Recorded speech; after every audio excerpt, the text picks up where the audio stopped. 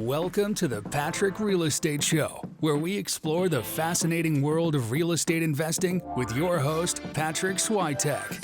Patrick is a dynamic young entrepreneur and an accomplished real estate investor who's passionate about helping others achieve financial freedom.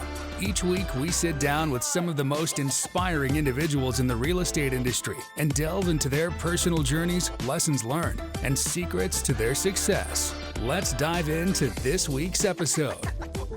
Madi Rifkin, welcome to the Patrick Real Estate Show. For the people that don't know Madi, she is the CEO and founder of Mount. It's a software that serves the short-term rental space for hosts. She's going to talk a lot more about it. What I like about Madi is that she is a young entrepreneur. We met at a bunch of conferences, honestly. I think she's 25 now. I don't know exactly, but she's young, just like I am. And we've bonded over the fact that we're taking over the space and doing big things. And it's always good to be around people your age. Not to say that people older are bad or smell bad or anything like that. I'm just saying general, it's when you're young like us, it's hard to find people that are also motivated and doing big things. And so Madi and I just bonded right away because of the fact that we share that experience. And yeah, we've been good friends and just excited to have her on and just talk about the product she's building for the space and just in general her story and everything to it. So without further ado, Madi, welcome to the show. Awesome. Thank you, Patrick. Thanks for having me on. You de-aged me a little. I'm actually 27, but I'll take 25 any day. I think I met you at 25. That's what it was. That was absolutely it. And then time, as it goes, went on. We age. We will inevitably be older. That's the fact. So let's enjoy it while we can. No, I'm kidding. Oh yeah. I think 30s are going to be great. So curious, Madi, what's your background before you even got into software and building this company? That's a good question. I've always been an entrepreneur. It's just, I think, something I grew up with. So I was the crazy kid in middle school and elementary school, like starting businesses. I think what sums it up nicely. Candy? I did sell candy. Yeah. That's a common. Oh my God, that's common. That's good to know. I wanted to be Willy Wonka. No, it's not common. But there you go. Amongst entrepreneurs. But yeah, my third grade Halloween costume, I was a peddler. So I had the long jacket and I lined it with candy and I actually sold it. So I made money during Halloween.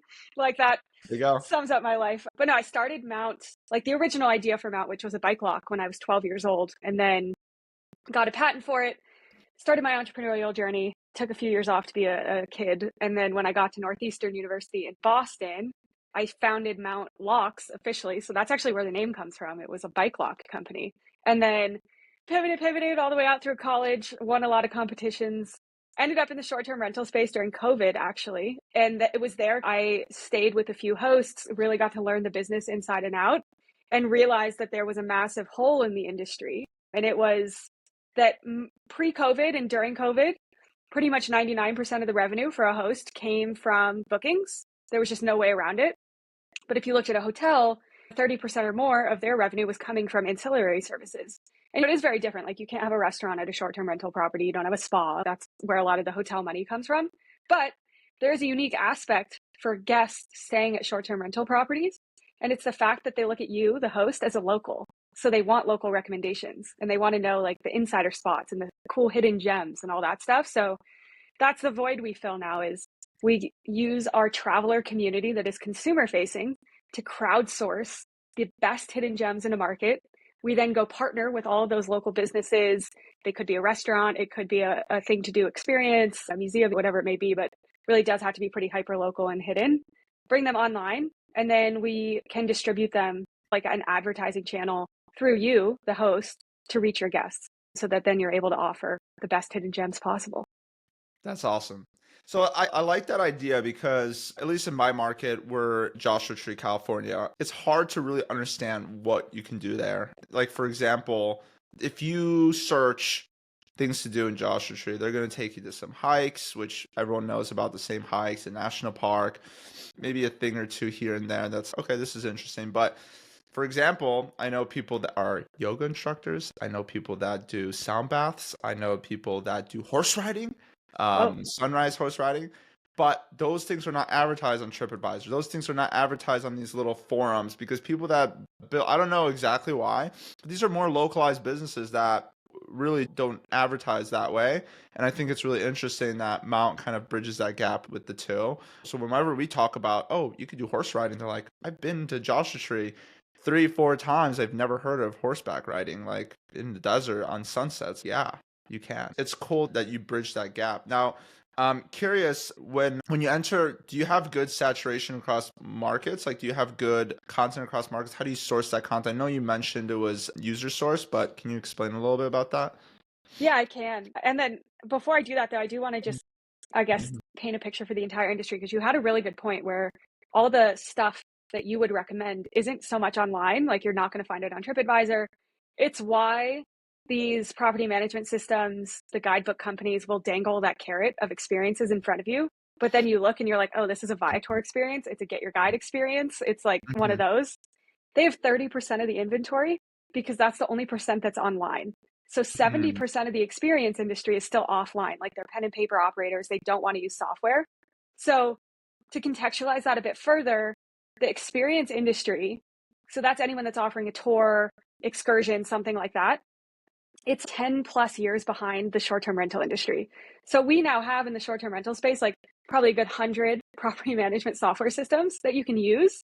That is happening now in the experience space, but to go and find all those individualized businesses is quite hard because there isn't a platform like Airbnb that's giving you the tools to do it yourself. There's just massive aggregators like Get Your Guide and Viator that pull from the people that are already online. So that's why, as a host, if you offer that type of experience, but you're pulling from Viator or Get Your Guide, it's a canned, not local experience, and your guest most likely isn't going to book it. So I will pose this question to a majority of you listening. Go look at if you're getting any bookings from Viator and Get Your Guide. If you've implemented it through your PMS or guidebook, chances are you're getting zero bookings. Like I would stake actually a lot of money on that. It's because the guest doesn't want that. So they're still Yeah. going to ask you for the actual recommendations. So that's how this all started. And now I forgot your question, Patrick. So I'm so sorry. No, you're good. No, I was just asking about like how do you source? It Oh, goes really well with what you were just saying. So how do so you source that if it's not an so you're aggregator? getting a sneak peek. So anyone listening is basically I haven't told anyone in the industry this yet, so so welcome. Ooh. This is not a formal announcement, but this is how we do it. So the reason why I've taken a slight step back from the short-term rental industry this year, like you didn't see me at a lot of conferences, is because I was heads down building in the experience space because we straddle both. And for the last 2 years, we built this amazing network of hosts and property managers. But we were lacking on the experience side because you do have to partner with the ones that are online first because it's so hard to find the offline ones. Yeah. They're offline for a reason. You're not going to be able to Google them, like maybe a Yellow Pages if those still exist. But so what we had to do was crowdsource, and that's why I use that word, is we stood up a consumer facing app for hidden gems, and it's for travelers.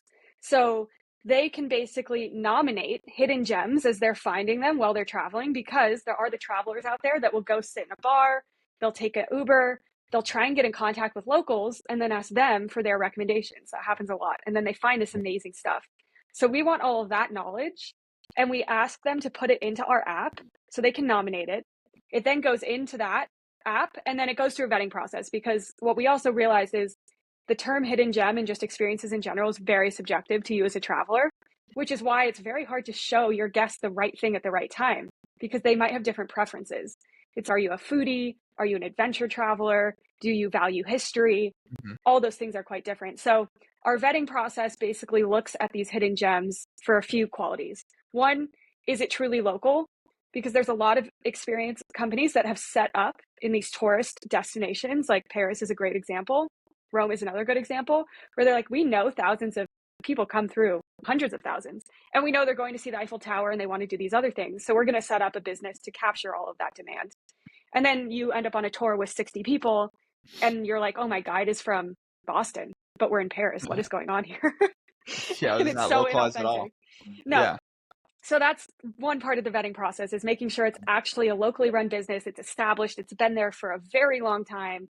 And then we look at other things like, are you sustainably run? Do you have sustainability practices? So we found this hidden gem out in Hawaii that has been there for 90 years. So very established. And on the sustainability aspect, they actually launched and run a farm. And so that farm has vegetables, food, and other things that then they package up and bring onto the boat, because that's actually what they offer is snorkeling tours around the island. But then all of that food you're getting is locally sourced from their own farm. And that's what they're feeding you for lunch and snacks. And then on top of that, their boats are very eco-friendly and all that stuff. That's what we look for on the sustainability side. And then our two other pillars are responsible. How is that business run? Who are their tour guides? Who is this business? And then ethical as well. Like, we're a big believer that if everyone traveled to understand and really learn about new cultures, cuisines, like, we'd all be a happier place because we'd understand each other a bit better. So that's what the last one means. Once it goes through the vetting process, it's officially in there. And now they get that stamp of approval as being a Mount hidden gem. We can now bring them into the Airbnb short-term rental world to you guys. And now you have these amazing vetted hidden gems you're probably not going to find anywhere else. Wow, that's awesome. I think a lot of people do talk about, I think when building, because you're building a platform product, and my background is product management and building tech companies too. So I'm in this world, I understand it. With platform products, which kind of you alluded to, is the idea with you have the supply side and you have the demand side. You have, okay, first you were focused on the demand side, which is, hey, can I get a lot of hosts that are interested in working on this platform? And then you have the other problem where I also need the supply side, which is like a chicken and egg problem. Who comes first? Like, you got to get both. And the supply side is basically experiences. And you just explained how you doubled down this last year on building the experiences aspect, because that's the platform. And then the users are also already there. But you have to build both at the same time, which is difficult.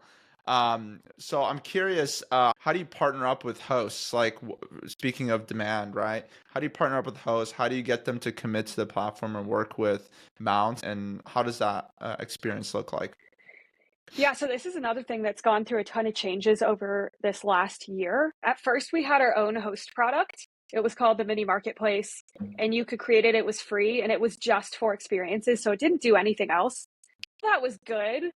We realized that the tech ecosystem for a host or property manager is so confusing as it is, where it's like, oh, I need this software to do this specific thing, but then I have to go get another software to do this other thing.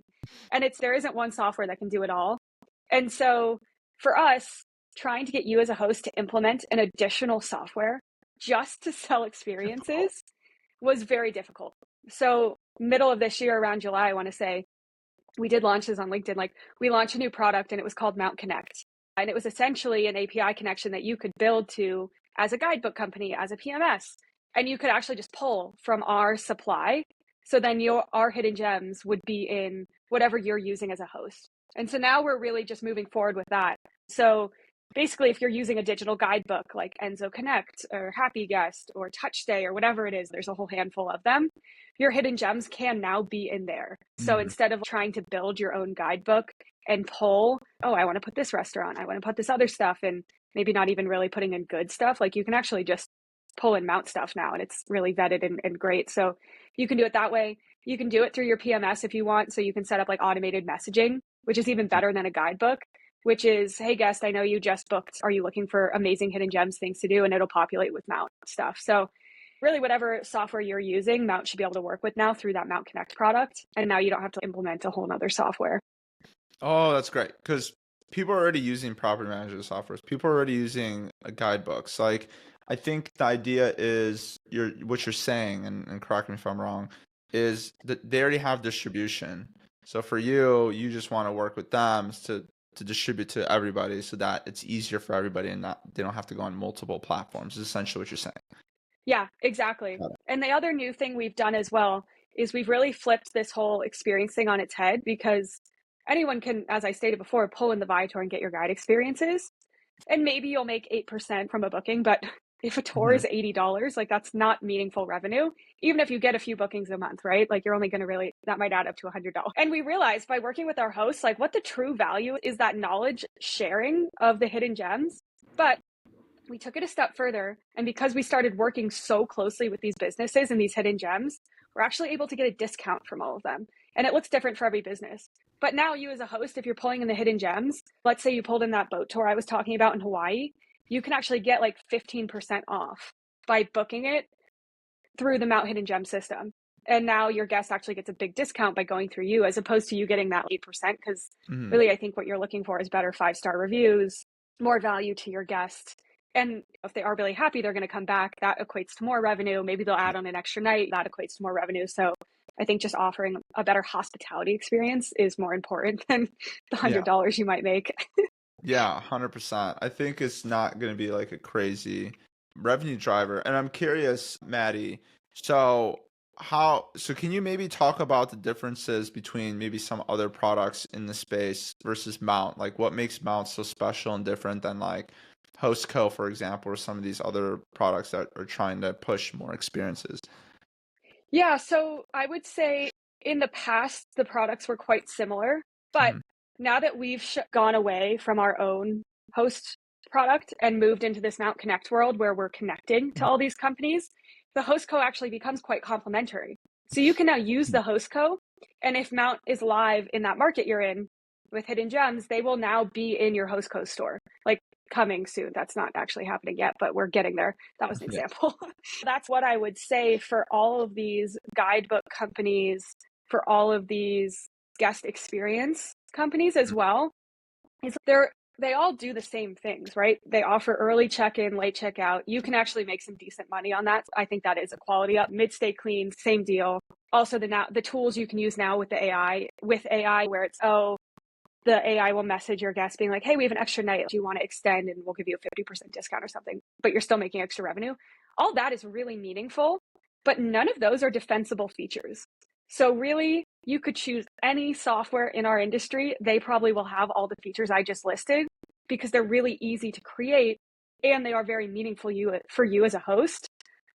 What the differentiator is going to be are these Mount hidden gems. And it's going to be, is the software product you're using pulling in from Viator, Get Your Guide, and those and their canned experiences? Or are they pulling in from Mount and you actually have true hidden gems with discounts and everything that makes that special? So I'd say that's really the big difference, is like, where are they getting the supply? Who are they connecting to?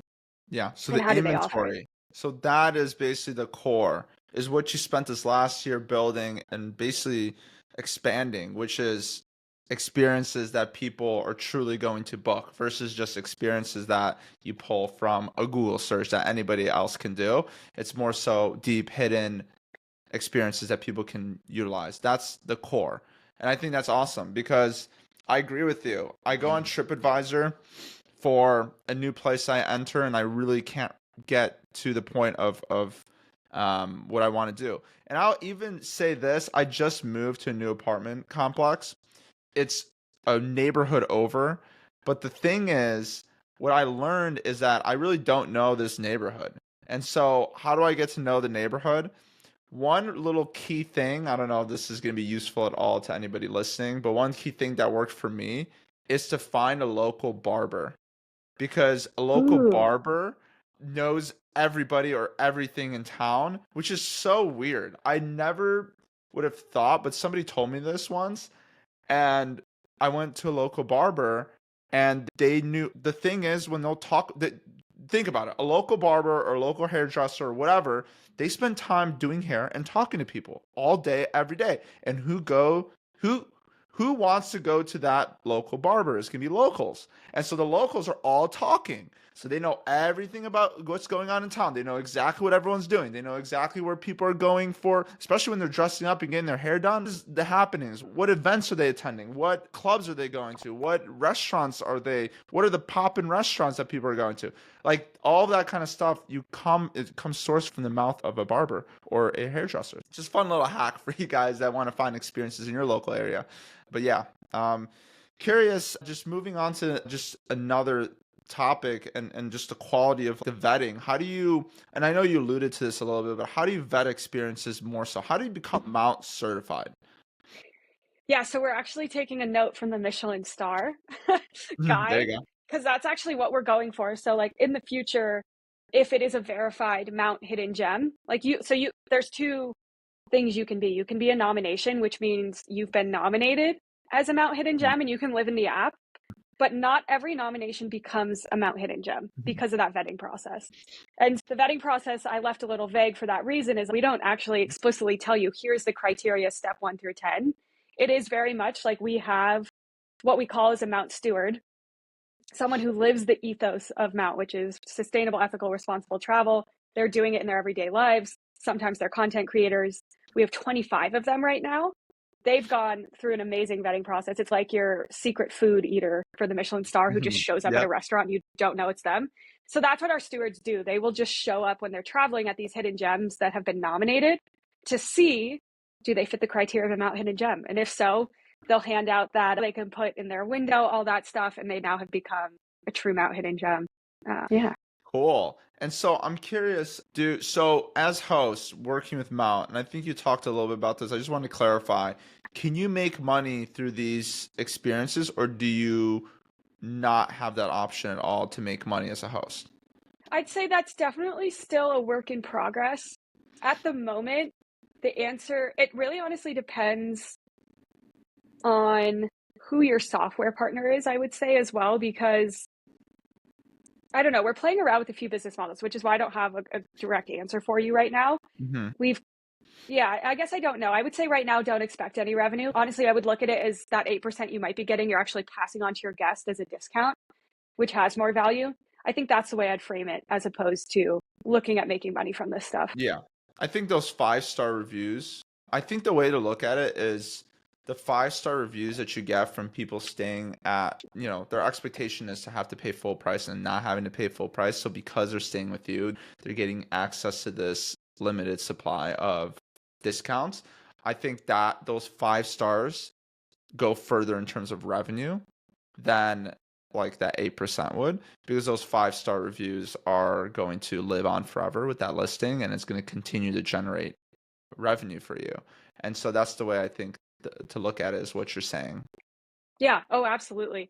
And what's even cooler too is, let's say you're providing an incredible experience as a host, a property manager, a co-host. You have incredible properties.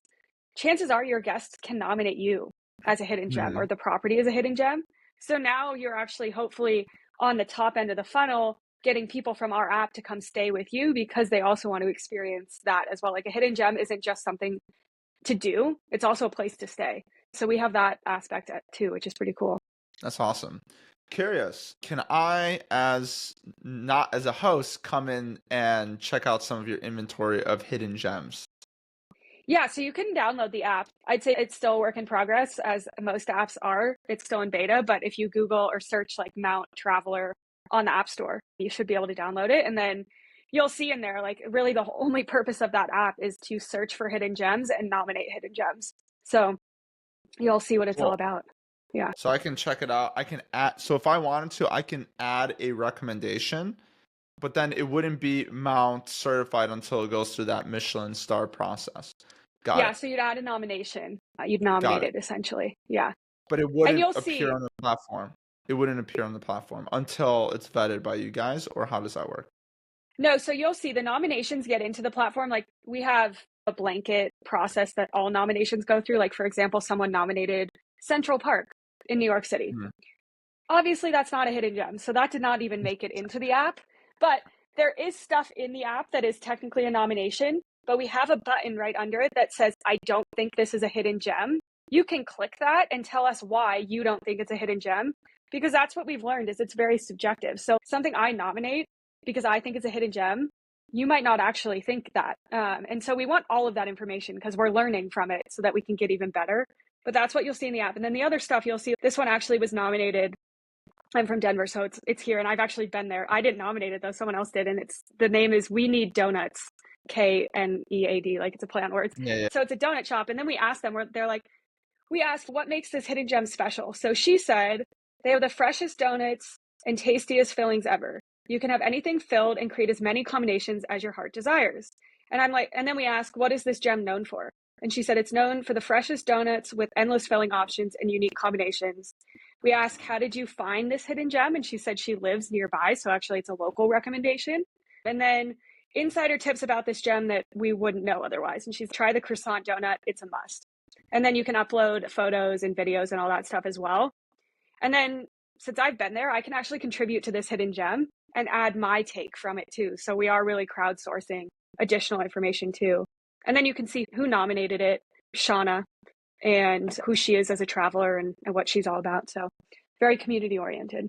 Sweet. That's awesome. So it's like Yelp, except nicer. Yeah, I would say it is a new take on Yelp. If you're from New York City, I would also say it's like Belly, which is a app for restaurants, but for everything else, like when you travel. Mm. Yeah, that's why I've been posting lately on LinkedIn about this whole concept of 5-star reviews.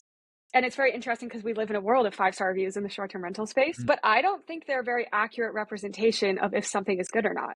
Because you never know who the reviewer is and why they gave them 5 stars. So the reason I don't like Yelp as a traveler or even Google anymore is it seems to me that when someone does the reviewing, they're reviewing it based, a restaurant specifically, they review it based on like, did my dollar get me enough food? So it's like value based on money. But I'm like, that doesn't dictate the quality of the food at all. Like I could get a lot of food and it's not going to taste good, but it might be cheap. That's so true. That is so true, Maddie. When I go, at least when I go to a restaurant, I think this is okay. I'm gonna really piss a lot of people off with this statement, but I'm just gonna say it. But I came to California and everyone was hyping the heck out of the In-N-Out burger. I'm like, Oh my all God, right, yeah. I gotta freaking try this dang thing. And I came out here. It was good. But I realized I'm like, it's really not that good. And it actually is the more times I have it, the more times I just don't like it. I just hate it more and more. Oh yeah. Because it's not that good. It's like this No. thin slice of beef. It's got a lot of lettuce. It's just not, it's a lot of bread. And I'm like, dude, I'm eating, this is like bread and lettuce and tomatoes. I really didn't like it at all. But the thing is, the reason people say it's so good is because of the cost benefit to it. So it's like I think the best way to put this is, Maddie, if let's say that your mom like cooks you a dinner, like a really nice dinner, and or she makes a burger. She makes a burger. It's completely free. There's no way in your mind that you're going to be like, this burger is horrible. No, you're going to be like, this burger's great, but also it was free. But if Yeah. your mom came up to you, Maddie, and said, I made you this burger, and she charged you $100 for that burger, your expectations of that burger are going to be super high. It's going to be like, I paid $100 for this damn burger. I'm going to see what his burger is all about, because if it's not $100 worth of a burger, it's horrible. And so that's not, it's according to how much you paid. You know what I mean? So I think that's what Yeah, you're saying, exactly. right? But I think like the way I trust reviews is from people I know. So if my friend Mm-hmm. is actually, you should go here, I think it was great, and then explains to me Mm-hmm. why. There's no 5-star review system involved in that, but that person is now that I trust because I know how they either eat or how they travel, whatever it is, put their approval on it. So now I'm going to go there. That's what this app has a take on. So instead of seeing that this restaurant was reviewed by 2,000 people, oh, it must be good. Mm-hmm. No, it's like my good friend Lindis actually went to this restaurant and I trust her recommendations for food like no other because she is such a foodie. And I'm like, wherever you go, I will go because I know you've done your research. So I think that's what we're trying to really get across here is like that community aspect. You can follow people, see what they're up to. But then we use that to tell us, okay, what in this market is amazing and let's promote that as opposed to the otter stuff. So it works out really well. That's awesome. You alluded to this. LinkedIn, you've gotten a little famous on LinkedIn, which is really funny because nobody really says LinkedIn influencer, but I feel like people at the conference, at least at VRMA, were like, "Oh yeah, I know you from LinkedIn," which honestly, good for you. I've never heard that in my life. I live in LA, so I've heard, "Oh yeah, I know you from Instagram, I know you from TikTok, I know you from YouTube," all day. Have I ever heard of somebody, I know you from LinkedIn? No, but you've done it somehow. So what is this initiative you're pushing on LinkedIn? I know you did this whole creator retreat. Can you explain a little bit about what you're up to? Yeah, it's super funny because I am a terrible writer. Like I can't, I'm a bad reader. Like the words visually just don't work for me. It's hilarious that now I post on LinkedIn all the time. But I would say the people that made me comfortable with it, I think it was maybe one Verma ago or two. I can't remember specifically the timeline, but Mark Simpson and Alex Shapiro came up to me and they're like, Maddie, you post on LinkedIn and they're gold. And I wasn't doing it very often. It was like maybe once a month. They're like, why don't you post more? And I was like, oh, I just never thought about it. It wasn't really on my radar. And they're like, try posting more and see what happens. So I post a few times a week now. Honestly, It's more like a thought comes to me in the moment and I'm like, oh, that could be a really good post. And then I draft it and I just sit on it for a little if I'm not ready to post it. And then I just will click post when honestly, it's when I'm in the office and I'll turn to Casey, or I used to turn to Michael, and I'm like, guys, I have a hot take. I think I'm going to post it. And they're like, oh, you should do it. And then I just click post and then we see what happens. But I've been talking a lot about social media on LinkedIn, but more talking about TikTok and Instagram actually, because I'm fascinated with the organic growth marketing hacks that you can have on Instagram and TikTok. And it's also equally as fascinating that so many businesses in our space, specifically property managers, hosts, even local businesses, are simply not on social media. And then they'll complain about how they aren't getting direct bookings, how the OTAs are taking too much commission, which are all valid complaints, but they're not doing anything to combat that. They think the direct bookings will just come naturally. And I'm like, have you talked to a traveler and said the words direct book? Because they have no idea what you mean. Like, Yeah. it's just, as a traveler, you are told what is on the internet. And unfortunately, good or bad, Airbnb is the brand. They're branding Goliath, and travelers know that. They're going to complain about the service fees, whatnot, and they're still going to book on Airbnb because they don't know better. But once you start educating them, they do. So Instagram is a comfortable platform for travelers. You got to start putting yourself on there. But then it's really hard as a brand to figure out how to market yourself because it's so different than it was 5 years ago. You can't put ads. You can't even put something that looks remotely ad or salesy. And it's, how do you talk about your brand? That's the age-old question. And so Casey runs our social media. We went to school together and stuff like that. So I know her, I've known her for a while, have really been figuring out, okay, how do we present Mount on social media? And the one thing that came out of it was a lot of brands will pay influencers to represent them because they think that's a good way to talk about the company without the company talking about themselves. But then they don't know what influencers to work with. So they'll go with a famous one that has a few million followers. And then from my perspective, if I'm scrolling through Instagram or TikTok and I see the creator I followed because I love her or him and the take and their storytelling, but now they're unorganically representing a brand and you're like, what the hell? What is this doing here? What is going on?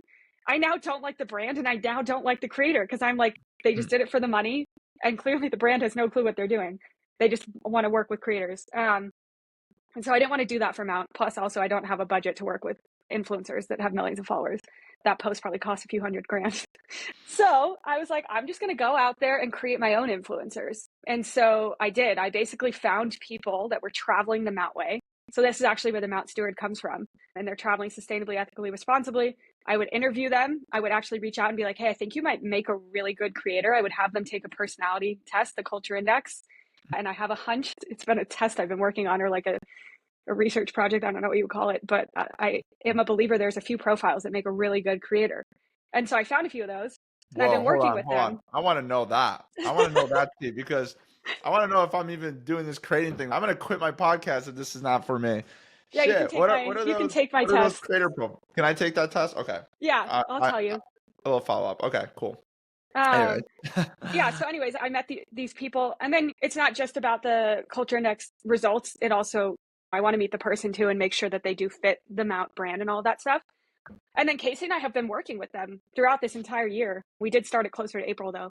And so Lily, actually one of our creators, our Mount Stewards, is like the massive success story because she didn't have the confidence to click post, didn't even realize she should be a creator. And then we're like, Lily, let's work with you. Let's figure out how you can storytell, what you should be talking about, all that stuff. And in 4 months or whatever the math is there, she's gotten like 13,000 followers, which is not easy to do. And she's had videos go viral in the millions, which is also not easy to do. And I'm like, Lily, you're doing it. Look at that go. Wow. And so these 25 creators, I'd say actually Lily isn't an anomaly. Like every creator we work with has gained tens of thousands of followers just by coming into this community together.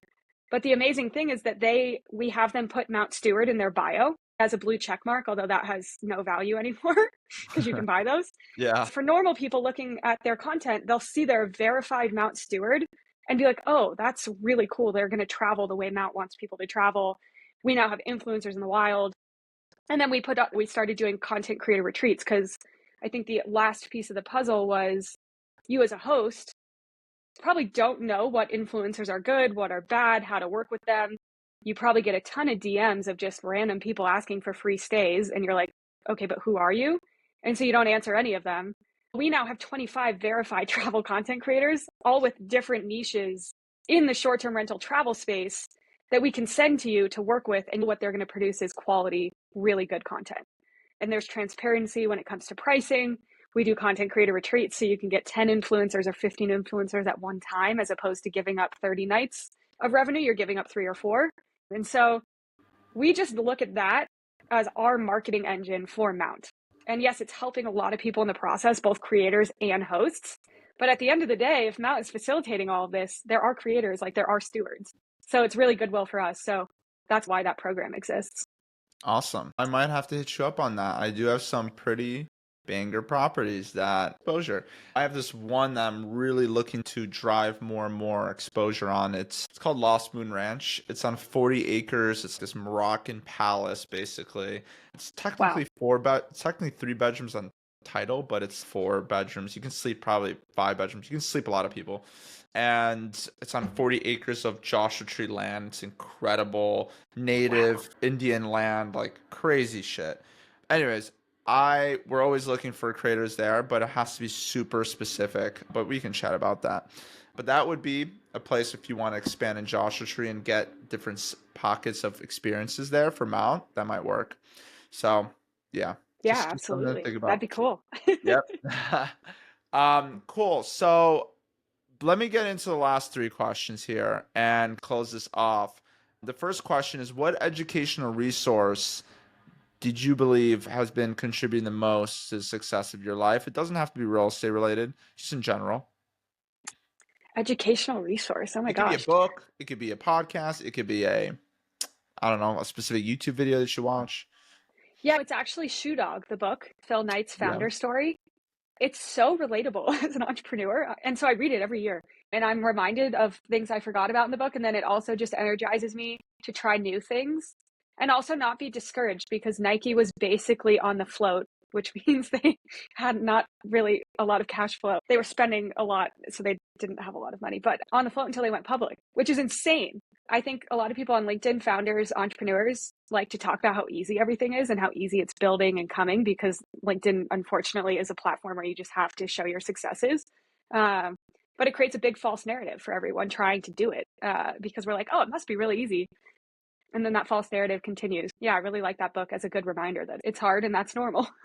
Yeah, it's relatable. It's hard. It's very lonely. So I get that. And then one special question for you, Maddie, is if you were to become, or let me rephrase this. If you just decided, okay, Mount, you found a CEO, somebody's running Mount, taking care of it. Your job was to do straight up content creation. Or actually, let me ask you, what would your ideal job is if you can outsource all the things for Mount and just focus on the thing you love to do? Would it be traveling and getting content and being a content creator? Would it be building or talking to experiences and traveling and finding more experience? What would you be doing like 100% of your time? It's a really good question. It's funny because I've been thinking about that a lot recently. I don't actually like content creation for myself. Like, I don't enjoy doing it. Casey enjoys doing it, which is why I'm like, please edit all of our videos, because I have no joy in that. What I really have enjoyed doing for Mount are these events. And I think there's an opportunity past what we're doing now, whether it has to do with Mount in the future or not, or if it's its own thing. But I think everyone strives for in-person connection. But when you're in your 20s, when you're post-grad, when you're in your 30s, like, it's really hard to meet people. That's not an unknown problem. It's very known.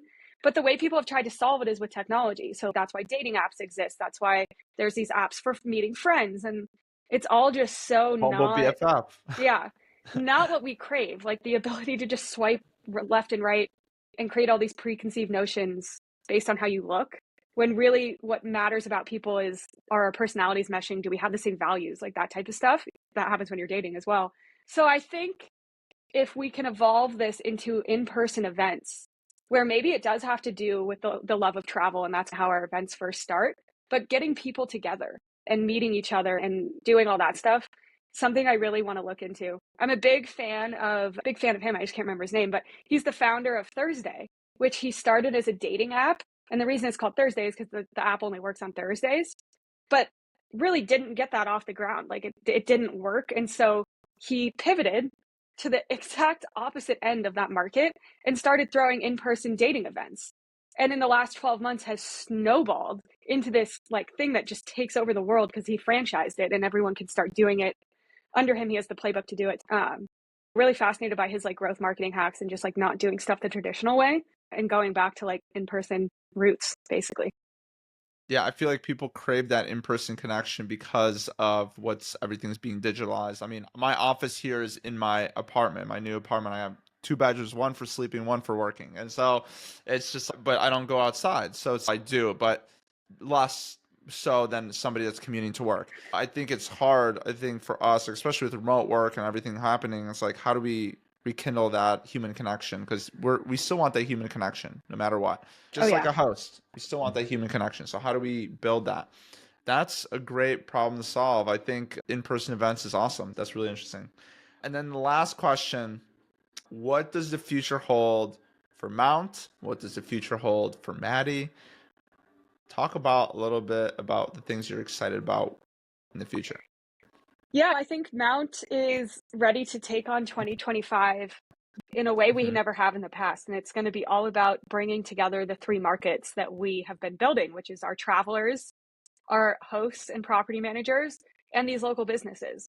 And I think bringing those perspectives together, because at the end of the day, it isn't just the short-term rental industry, it is the travel industry. And that encompasses three very different perspectives, plus probably a lot of others also. And so I think if you start looking at it that way and take yourself out of just the short-term rental market, you can 10x your business pretty crazy. That's really what is next for Mount. Is we're not stopping. We are here to become that brand for Gen Z. There's no travel brand that exists for Gen Z right now that's won.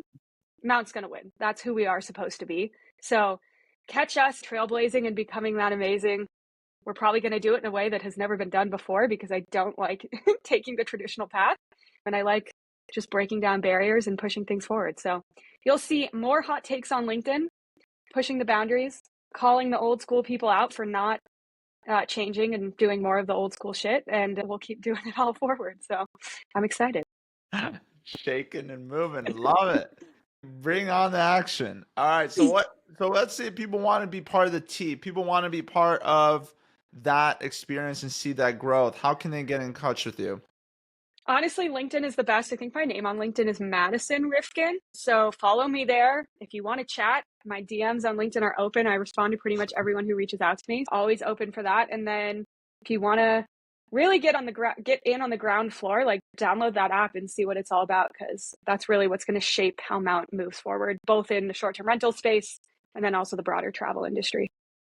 Awesome, Madi. Thank you so much for hopping on and sharing your story and just driving into details, even the information that you haven't shared before about the process. Appreciate all that and all those hidden gems. So thanks, Madi. And of course. Have a great day. You too. And that's a wrap. Thank you for listening to the Patrick Real Estate Show. If you found this episode helpful, please give us a follow and leave us a 5-star review. Your support truly means a lot. And connect with Patrick in the show notes below. Until next time.